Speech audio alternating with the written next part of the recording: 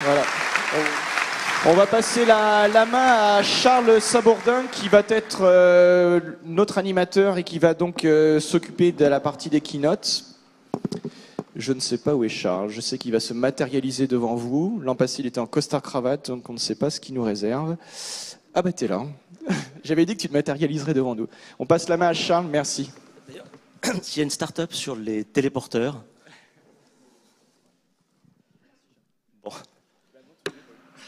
Ah oui. Bon. Alors, nous voici arrivés au 4e Devox France. Et dans ce temple de communication, alors, comme je suis un peu stressé, et puis vous avez l'air tous de m'écouter, on va essayer de faire un petit élément d'échange. Donc, pour dire que vous êtes contents, vous allez applaudir.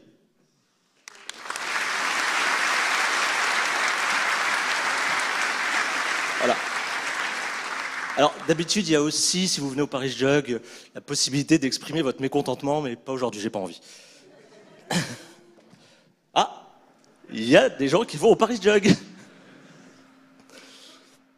Donc, la keynote d'aujourd'hui, et le thème de cette année, est un peu particulier et assez intéressant. C'est l'avenir. C'est le monde de dans 20 ans. Et je ne sais pas pour vous, mais le monde de dans 20 ans, moi, quand j'étais petit, c'était... Vous savez, c'était relativement sympa. On était...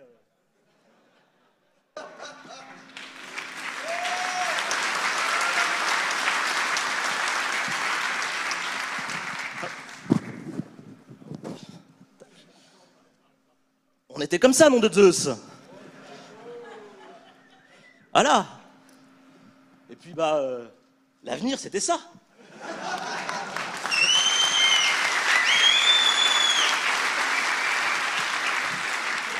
Alors bon, je me suis dit que ça avait un peu bougé. Et je me suis dit, comment est-ce qu'on peut faire pour parler de l'avenir du monde de dans 20 ans? Ah merde. Ah la vache. Bon, je pense que j'ai raté là. Oh, bon, encouragez-moi un peu. Allez.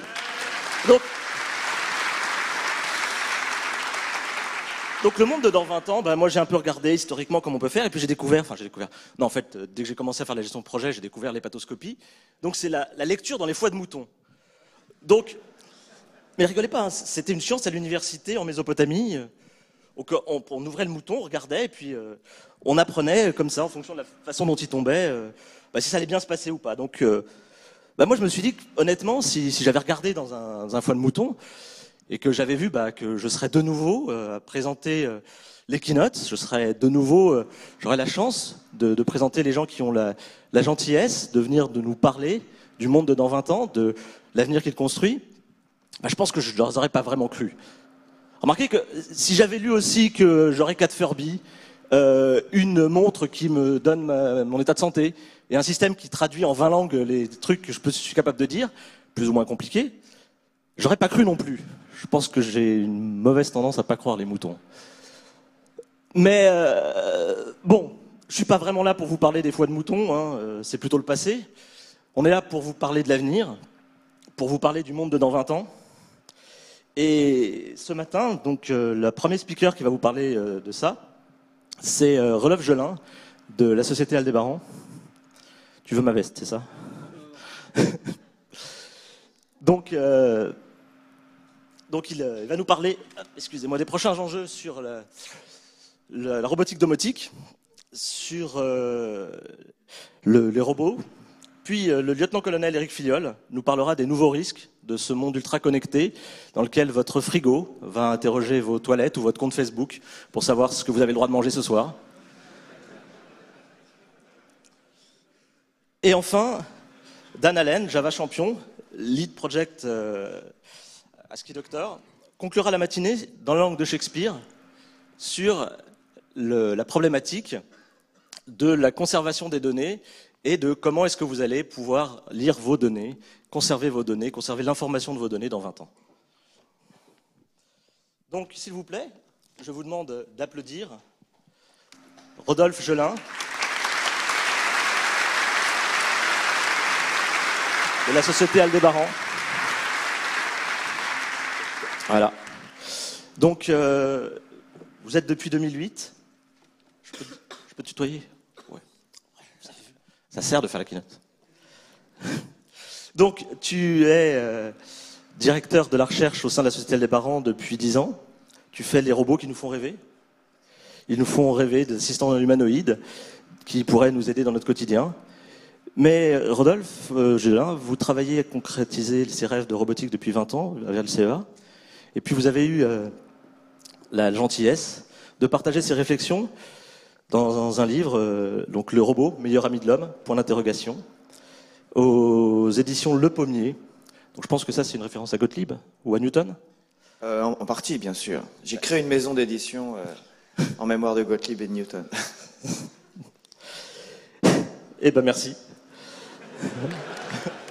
Bon, elle existait bien avant moi, hein, si le pommier est là. C'est une très belle maison d'édition qui fait de la vulgarisation scientifique et qui a des très beaux livres aussi. Donc je vous recommande la lecture du pommier dans des tas de domaines. Bah écoutez, après. Et donc là, vous allez nous expliquer ce qu'il reste à accomplir, quel travail il nous reste à faire pour avoir Al, Daryl ou Samantha chez soi. Donc, je vous demande s'il vous plaît d'applaudir bien fort Rodolphe Gelin. Merci beaucoup. Je suis très honoré en effet d'être invité ici. Je ne vais pas vous parler beaucoup d'informatique, même si vous allez bien comprendre que derrière tout ce que je vais vous montrer, il y a beaucoup d'informatique. Moi, je suis venu à la robotique par le développement, à l'époque en Pascal, en ADA, des choses comme ça. Voilà. Et puis je rêvais vraiment que toute cette informatique fasse bouger des objets, pas seulement reste sur un écran, mais vraiment rentre dans notre monde physique. Et c'est pour ça que depuis bien longtemps maintenant, j'essaye de faire bouger des objets avec la puissance de l'informatique. Et depuis en effet 6 ans, j'ai rejoint Aldébaran. Après avoir fait des robots dans le domaine de l'assistance à la personne, du nucléaire aussi, je suis rentré chez Aldébaran pour faire des humanoïdes qui sont des compagnons. Donc c'est pas des robots qui sont dans des usines, c'est pas des robots qui travaillent tout seuls de leur côté, c'est des robots qui vivent à nos côtés. Et c'est ça qui est bien dans cette nouvelle informatique des objets connectés, les robots en font partie, c'est qu'ils sont au plus près de nous et du coup ils vont partager de plus en plus de choses avec nous et la façon d'interagir avec eux doit se faire de plus en plus naturelle. Et le motto d'Aldébaran, le nouveau, c'est de concevoir un monde nouveau ensemble. Et pourquoi on dit ça? Parce que les robots que nous faisons sont non seulement des robots qui vont vivre à nos côtés, qui vont apprendre à nous connaître, mais qui sont aujourd'hui, pour vous qui êtes des développeurs, des plateformes ouvertes. C'est-à-dire des robots dans lesquels il est facile de développer. On apporte toutes les fonctionnalités qui sont un peu compliquées en robotique, un peu spécifiques de la robotique, comme la marche par exemple, les mouvements coordonnés. Et par-dessus cette espèce de framework d'OS robotique qu'on a développé, vous arrivez et vous mettez toutes vos applis, on est connecté avec Java et toute votre inventivité peut se déployer sur Nao ou sur Pepper que je vais vous présenter. Et ça, c'est vraiment ça qui va faire que ce robot sera comme les smartphones et les tablettes d'aujourd'hui, c'est-à-dire juste des plateformes sur lesquelles vous pouvez lâcher votre inventivité, votre créativité. Et c'est ensemble qu'on va faire les robots qu'on fera dans le futur, dans 20 ans. Et c'est pour ça que quand on vous dit, vous êtes certainement pas comme ça, quoique peut-être, les robots, qu'est-ce que ça va devenir? Ils vont prendre le pouvoir. Le robot, c'est des machines que nous programmons, que vous programmez. Et si vous n'avez pas envie que les robots prennent le contrôle sur le monde, ils ne le prendront pas. C'est vous qui programmez les machines, pas le contraire. Mais je crois que j'ai anticipé ma conclusion. Déjà, on gagne un temps précieux sur le timing. Alors, j'ai une petite vidéo pour vous montrer, pour ceux qui ne connaissent pas nos robots. Qui n'a jamais vu un robot Aldébaran? Ouh, pas beaucoup quand même. Oui, s'il te plaît. Ah, j'avais fait un hypertexte hyper sophistiqué, merci. Voilà, donc ça c'est une petite vidéo promotionnelle dans laquelle, pour les rares qui n'ont jamais vu un robot d'Aldébaran, vous allez voir. Donc, Aldébaran a été racheté depuis 2-3 ans par SoftBank, qui est une énorme compagnie de téléphonie mobile au Japon, pour qu'on développe pour eux ce robot Pepper, qui est un robot d'accueil. Donc, dans les magasins SoftBank, qui est l'équivalent de notre Orange un peu, ou de notre... Eh bien, vous allez rencontrer des Pepper, donc ces grands robots à roues, qui vont interagir avec vous, vous accueillir. Notre premier robot, le robot historiquement qu'on a créé chez Aldébaran, c'était Nao. Donc vous voyez un petit robot avec des jambes et qui est très facilement, qui s'intègre très facilement dans un intérieur domestique. Et puis là, mon bébé, le projet de recherche Roméo, sur lequel on essaye d'aller toujours plus loin dans les usages, dans les technologies qui sont mises en œuvre sur cette robotique de compagnonnage. Vraiment robotique sociale, robotique compagnon, au plus près de nous. Alors, ouais, s'il te plaît. Voilà, donc nous, vraiment des robots, comme vous voyez, rien que dans leur attitude, dans leur apparence, c'est très important pour un robot Aldébaran, c'est que leur apparence donne envie d'aller interagir vers eux, donne envie de les utiliser. Et on a très rarement vu, alors à part quelques tout petits enfants et quelques animaux, des gens qui avaient peur de nos robots. Dès que quelqu'un voit nos robots, il s'approche, qu'est-ce qu'il fait? Il est mignon, il est sympa. Et ça change vraiment, dans la tête des gens, la vision de ce qu'est un robot. Alors est-ce que là, mon lien, pareil, va marcher? Il ne marchera pas. Oh. Qu'est-ce que c'est que cette technologie? Tout ce que nous apporte Microsoft, c'est pourtant formidable.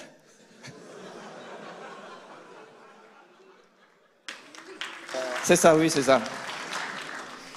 Bon alors, c'est une vidéo où il y a un petit peu de son. Oui, bon, voilà, merci. Donc, ce que j'ai raccourci, parce qu'elle est très longue et je sais que le temps chez Evox, c'est... Et tu l'as. Et je voulais illustrer donc, ce que serait peut-être, ce que peut déjà être un robot Nao dans 5 ans. Comment vas-tu aujourd'hui ? Oui, très bien. Une interface vocale, vous parlez au robot, il vous entend, il vous répond. Le dialogue est intuitif. Alors vous connaissez tout ça avec Siri. Le mettre sur un robot, c'est un petit peu plus compliqué, je vous expliquerai pourquoi. Et à la différence d'une tablette, c'est Lis-moi les informations. l'information qui va vers la personne. Je te lis le monde comme d'habitude. Très bien. Évidemment, vous avez toujours N'oublie votre tablette pas sur que vous, tu votre peux, téléphone. quand tu le désires, Une me personne demander de âgée, l'aide. ou même nous, quand on est chez soi, on n'a pas toujours son Voici les téléphone gros sous la main. titres du monde d'aujourd'hui. Le robot est la bonne Le solution pour marché ça. automobile américain rebondit en août. Un ministre pakistanais blessé dans un attentat. Un puissant séisme au large de Java fait au moins 15 morts. Celui-ci. D'accord, je lis l'article. Un puissant séisme de magnitude 7,4 au large du sud-ouest de l'île indonésienne de Java a fait au moins 15 morts et entraîné l'évacuation. Voilà, alors la suite de cette vidéo, on voit le robot qui va être toujours auprès de la personne sera partie dans la cuisine, et le robot va lui lire un mail qu'elle vient de recevoir, elle va répondre au robot, elle va dicter sa réponse au robot qui va envoyer le mail, et enfin dans la dernière séquence, la personne écoute la radio sur le robot, donc le robot devient le centre de tout l'environnement domotique, qui va récupérer sur lui toutes les fonctions du monde numérique qui entoure la dame, et on pourrait aussi imaginer qu'il soit connecté au reste des objets de l'environnement. Et donc là, il va servir de téléphone. Il interrompt la radio qu'il est lui-même en train de diffuser, et il donne la parole au téléphone. Sachez que une grande partie des accidents qui arrivent chez les personnes âgées, c'est les vieilles personnes qui se cassent la jambe. Vous savez, le col du fémur, ce fameux col du fémur, qui vont les immobiliser pour un bon moment, et puis après, elles ont un mal fou à se remettre dans la vie. Et il y a un grand pourcentage de cas où ce col du fémur se casse parce que la personne se précipite en entendant le téléphone sonner. C'est leur seul coup de téléphone de la journée, elles veulent pas le rater, elles ne maîtrisent pas comment marche ce bon sang de répondeur, et donc elles se précipitent, elles se cassent la jambe, et puis voilà. Donc là, le robot va prendre la communication pour lui et va aller auprès de la personne pour lui assurer la communication, lui donner le téléphone. C'est tout bête, mais c'est des fonctions qui vont vraiment simplifier la vie de ces personnes-là, et la nôtre en général aussi. Et voilà. Donc dans ce que je vous ai montré là, pourquoi c'est pas possible tout de suite? Pourquoi il faudra attendre 5 ans avant? J'ai mis 5 ans, mais on espère 2-3 ans. Enfin, c'est un moyen terme, on va dire, à notre échelle, parce que il y a un tout petit trucage là-dedans, c'est que quand la personne est dans son fauteuil et qu'elle dit Nao, où es-tu? Et que si Nao est dans une autre pièce, Nao il va pas bien entendre. Il va même pas entendre du tout. Et même s'il est dans la même pièce, après il va falloir qu'il localise d'où vient, que le bruit qu'il entend c'est quelqu'un qui l'appelle lui. Et autant vous allez me dire oui, mais la reconnaissance vocale ça marche bien, vous avez Siri qui est formidable, ou vous utilisez sans doute d'autres choses, mais en fait c'est formidable coup-ci, coup-ça, ça marche pas mal, on va dire. Mais surtout, ça marche bien parce que vous parlez directement dans votre téléphone. Un robot, il sera jamais juste à côté de vous. Enfin, dans certaines... Mais en général, quand vous l'appellerez, il ne sera pas là. Et quand vous lui parlerez, vous ne serez pas en train de lui parler directement dans les oreilles, vous serez à 1 mètre ou 2. Il arrive à ce moment-là de la réverbération, il arrive des échos, il arrive aussi que le robot lui-même fait du bruit. Il a son ventilateur dans la tête parce que son CPU chauffe. Quand il bouge la tête, il y a toutes ces articulations qui font du bruit. Ça l'empêche d'entendre ce qu'on lui dit. Et quand lui parle, il parle tellement fort près de ses oreilles qu'il n'entend rien. Vous ne vous rendez pas compte que vous, bon, normalement, quand vous parlez, vous êtes capable d'entendre ce qu'on vous dit. Pour un robot, c'est très compliqué. Voilà, et donc tout ça, ce sont des fonctions qu'il faut qu'on intègre pour que notre robot soit capable de faire pour de vrai toutes les fonctions qu'on présente dans ces petits films un peu d'anticipation. Mais vous voyez déjà, on voit des fonctions simples à faire, mais c'est leur industrialisation, le fait qu'elles marchent au quotidien, qui va faire que ça sera un petit peu plus long à proposer. Et alors dans 20 ans. Donc dans 20 ans, je n'ai pas encore de film d'anticipation qui présente ce qui se passera dans 20 ans, mais on imagine un robot qui va vivre avec les gens, qui va vivre toute la journée, et donc qui va apprendre au fur et à mesure les habitudes des personnes, qui va apprendre à détecter leurs émotions, leur fatigue, leur façon de vivre, et qui va être capable de réfléchir de raisonner sur tout ce qui va percevoir dans sa vie quotidienne avec la personne. Donc voilà, par exemple, bon, alors évidemment, il peut rappeler, donc c'est juste un agenda, on va dire ça. Hein. Et puis il va détecter des événements. Par exemple, la personne, alors un scénario qu'on a, qui n'est pas reporté là, qui illustre bien le raisonnement qu'on voudrait voir faire à un robot. Le robot va détecter, je vais vous montrer comment, que la personne est en train de partir. Donc la personne s'en va, elle se lève, et le robot dit, tiens, d'habitude, à cette heure-là, tu regardes la télé, tu lis un livre, et là, tu te lèves, qu'est-ce que tu fais? Donc il repart que la personne sort de son comportement habituel. Et la personne dit, ah ben je me rappelle que brutalement, j'ai pas de pain pour midi, je vais acheter le pain. Bon, très bien, dit le robot, mais ne tarde pas trop, parce que tu sais que dans 5 minutes, tu as un coup de téléphone, il y a le coup de téléphone de ton médecin qui veut savoir comment ça va. Donc là, le robot a fait le lien entre le fait que la personne se lève, elle va s'en aller, et donc elle ne sera pas là pendant un certain temps, et donc il faut qu'il lui rappelle ça. La personne s'en va, le robot s'aperçoit qu'elle a laissé la porte ouverte, il ferme derrière elle, il éteint les lumières qui ne sont pas nécessaires, donc il va être, vous voyez, complètement intégré comme un compagnon, comme un ami. Souvent, je compare ce robot auquel on pense aux elfes de maison qu'on voit dans Harry Potter. Vous voyez des petits êtres qui sont là, qui sont toujours près de vous, qui vous connaissent et qui sont même un peu bornés. Vous voyez, le Dobby, il a une idée en tête et il comprend pas toujours le contexte de tout ce qui se passe autour, mais il va faire ce qu'on lui dit. Alors évidemment, Dobby a des pouvoirs que n'auront pas nos robots avant un bon moment, malheureusement, mais voilà, dans l'idée, c'est ça, c'est le service, et tout en gardant en tête que ce sont des machines ou des elfes de maison, c'est-à-dire des gens qui n'ont pas une conscience, enfin des êtres qui n'ont pas une conscience, qui n'ont pas une compréhension forcément très sémantique de tout ce qui nous entoure, mais néanmoins qui peuvent être toujours là au plus près pour nous aider. Donc ici, bon, bah, je décris d'autres, voilà, et un point qui nous est très souvent demandé par, pas forcément par les personnes âgées elles-mêmes, mais par les assureurs ou par l'entourage des personnes âgées, veiller que tout va bien. Et donc le robot peut vérifier que la personne ne passe pas trop de temps, par exemple ne fait pas des siestes à rallonge, surtout qui pourrait générer une inquiétude, ou même détecter, évidemment ce qu'on demande tout le temps, c'est que le robot détecte la chute, détecte que la personne tombe, où est tombée. Quand détecter la chute, c'est assez rigolo parce que bon, je vous en reparlerai, je crois, juste après. Voilà, donc le robot va surveiller et il va être capable de détecter une situation d'urgence et appeler au secours si, par exemple, il voit que la personne est tombée, qu'elle ne peut pas se relever, que lui-même n'arrive pas à l'aider à se relever. Et donc, il peut appeler à l'aide. Et donc, les assureurs nous disent, nous, si vous arrivez à avoir un robot qui fait ça, en complément de ces pendentifs ou de ces bracelets, vous savez, qu'on donne aux personnes âgées pour appeler au secours ou pour détecter des chutes, mais qui génèrent pas mal de fausses alertes, soit parce que la personne s'assoit un peu brutalement dans son fauteuil, soit aussi il arrive que la personne âgée, elle appuie sur le bouton d'alerte parce qu'elle a envie de papoter avec quelqu'un. Donc ça, voilà, le robot sera capable de trier un peu, de discuter aussi. Donc on travaille beaucoup sur le dialogue pour que, voilà, si la personne a envie de parler, il y a quelque chose qui lui travaille dans la tête, le robot peut être un premier filtre, la rassurer un peu, et puis si vraiment il estime que ça sort de son domaine de compétence et de ce qu'il sait faire, eh ben il va appeler le médecin, l'entourage.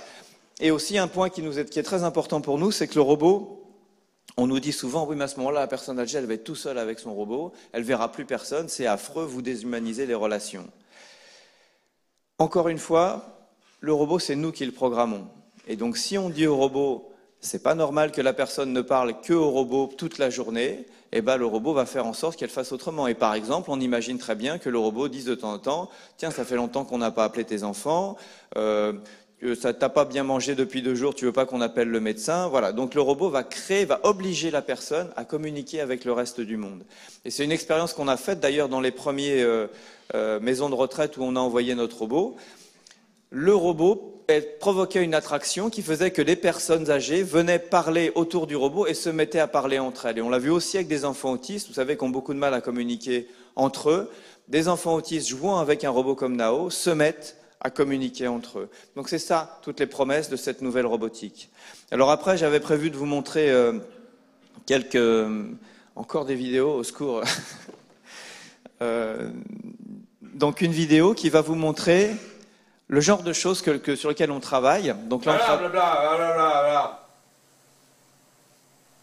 là c'est pour détecter le paraverbal, comme on appelle, c'est-à-dire comment, dans le son, la façon dont on parle, le robot peut détecter une émotion. Blablabla.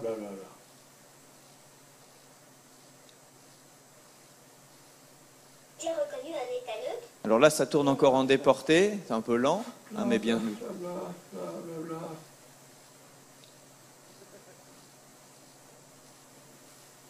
J'ai reconnu la tristesse. Une autre. Voilà. Alors vous voyez, l'intérêt de faire blablabla, c'est que cette vidéo est complètement internationale. Et puis surtout, alors pour les, je vais dénoncer personne. Pour certains pays, quand on fait blablabla, ah, il parle bien français ce monsieur. Non, le blablabla, c'est juste du. Et donc voilà, donc vous comprenez le principe. Le robot va détecter au-delà des mots, au-delà de ce qu'on dit, l'émotion de son interlocuteur. Et ça, c'est super important pour que le robot adapte son comportement. Vous voyez bien, quand vous parlez à quelqu'un qui est en colère, vous n'allez pas lui parler de la même façon que si il est détendu. Et après, pas de la même façon, mais aussi il faut s'adapter. Quand quelqu'un est en colère en face de vous, connaissant son profil psychologique, soit vous allez monter le ton aussi pour le calmer, soit au contraire, vous allez faire profil bas en attendant que ça se tasse. Et là, on est obligé, nous, de mettre dans le robot une petite analyse psychologique de son interlocuteur. Et là, le LIMSI, le labo avec lequel on travaille là-dessus, travaille aussi là-dessus pour apprendre le profil psychologique de l'utilisateur pour s'y adapter. Une deuxième petite démo technique, démo vidéo technique, sur la reconnaissance de l'activité. Je vous en parlais tout à l'heure, le robot va détecter quelqu'un se lève. Bonjour. Tu peux pas agrandir un tout petit peu? Ah, si on avait Windows. Bon, alors ici, donc si vous aviez un ordinateur normal, ah merci. C'est Mac, c'est pour ça. Bon alors voilà, donc ici vous avez vu, en fait, vous devinez, là le robot il regarde les mouvements dans l'image et il en déduit l'activité de Natalia. Là il a vu qu'elle marchait, qu'elle se levait, voilà, là il a détecté qu'elle s'asseyait, vous voyez ça s'incruste en haut dans l'écran, qu'elle se lève. Bon, il a vu voilà, qu'elle applaudit. Bravo, voilà. Et donc tout ça c'est super important parce qu'un robot pour réfléchir il a besoin d'entrer. C'est ça qui est essentiel et c'est ça qui fait la grande différence du robot avec un autre périphérique. Sur un autre périphérique, c'est vous qui rentrez l'information au format que l'ordinateur aime, l'écran, le tactile. Le robot, on veut pas lui rentrer l'information, on veut qu'il les prélève dans l'environnement. Donc par l'audio, par la vision.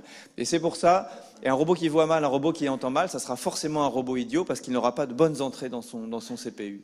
Donc là, en détectant tous ces gestes-là, donc ça se fait par apprentissage. Donc on va montrer au robot des tas de gens qui applaudissent, des tas de gens qui marchent, des tas de gens et là, il va petit à petit former sa compréhension du monde. Et c'est pour ça que je disais, détecter quelqu'un qui chute, c'est compliqué parce qu'il faut que le robot voit des tas de gens tomber. Et donc, on assomme des générations de stagiaires à les pousser dans les escaliers. Et du coup, on a de moins en moins de stagiaires chez Aldébaran. Mais la science est à ce prix, quoi. Il faut savoir payer de sa personne. Alors, je finirai dans la minute qui me reste. Nous, vous, développeurs, qu'est-ce qui nous reste comme responsabilité? Le robot, c'est un outil. Donc, comme tous les outils, vous pouvez faire des bêtises avec et vous pouvez faire des trucs super avec. Comment on peut être sûr qu'on fera toujours des trucs super avec notre robot? Asimov, que vous connaissez tous, a écrit dans ses bouquins, il suffit d'implémenter 3 lois. D'une part, c'est très compliqué d'implémenter les 3 lois d'Asimov, que je ne respecte pas ici, mais que vous connaissez mieux que moi quasiment. Et en plus, Asimov montre dans toute sa littérature que ça ne marche pas à tous les coups, que ça ne suffit pas. Donc il faut vraiment avoir des solutions pratiques, pragmatiques. Donc ce qu'on envisage, c'est que nous, quand vous développez une application, avant de la mettre dans la nature, on va la tester longuement. Et avant, on la mettra, et on mettra en garde aussi. Mettre en garde un utilisateur sur les problèmes d'utilisation ne suffit pas légalement à nous protéger. C'est une mise en garde, on va dire, ne donnez pas des grands coups de robot sur votre grand-mère, vous allez lui faire mal, donc ça c'est une mise en garde. Mais si quelqu'un le fait quand même, voilà, est-ce qu'on ne sera pas un jour attaqué parce qu'une grand-mère a été tuée à coups de robot? J'espère que non, mais voilà, c'est le genre de problème qu'on peut être amené à remporter. Et il y a aussi des solutions techniques. Le robot doit être protégé contre le piratage, doit être protégé contre les bugs informatiques. Et surtout, la grande question, mais qui n'est pas, et ça ne sont pas des questions très spécifiques de la robotique, la grande question c'est, le robot va vivre avec vous, il va passer son temps à collecter des données sur vous pour mieux vous connaître, pour mieux réagir. Qu'est-ce qu'il va faire de toutes ces données? S'il les garde pour lui, il ne va pas partager, il ne va pas s'enrichir, il ne va pas enrichir tous les autres robots de ce qu'il aura appris. Mais s'il les partage, il y a un risque que tout ça parte dans la nature et que des gens mal intentionnés ou des gens avec des objectifs très commerciaux exploitent toutes ces données. Donc on a un vrai problème là, mais qu'on partage tous avec nos objets connectés, sur la façon dont ces données collectées seront utilisées de la meilleure façon. Mon times est up. Je vous laisse. Merci beaucoup pour votre attention. Merci beaucoup.